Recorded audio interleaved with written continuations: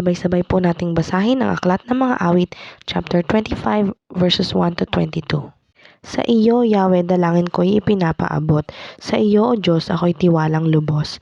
Huwag hayaang malagay ako sa kahihiyan at pagtawanan ako ng aking mga kaaway. Mga may tiwala sa iyo'y huwag malagay sa kahihiyan at ang mga taksil sa iyo'y magdanas ng kasawian.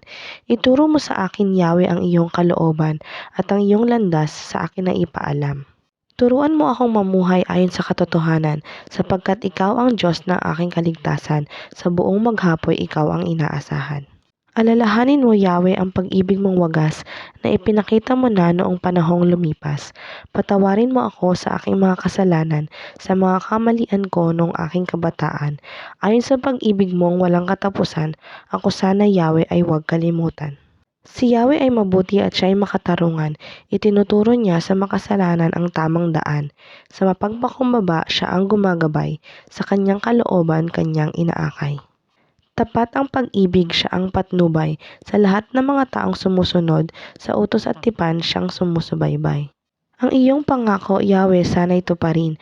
Ang marami kong salay iyong patawarin. Ang taong kay Yahweh ay gumagalang, matututo ng landas na dapat niyang lakaran. Ang buhay nila'y palaging sasagana, mga anak nila'y magmamana sa lupa. Sa mga masunurin si Yahweh isang kaibigan, ipinapaunawa niya sa kanila kanyang kasunduan. Si Yahweh lang ang laging inaasahan na magliligtas sa akin sa kapahamakan. Lingapin mo ako at ako'y kahabagan, pagkat nangungulila at nanlulupaypay. Pagaanin mo ang aking mga pasanin, mga gulo sa buhay ko'y iyong payapain.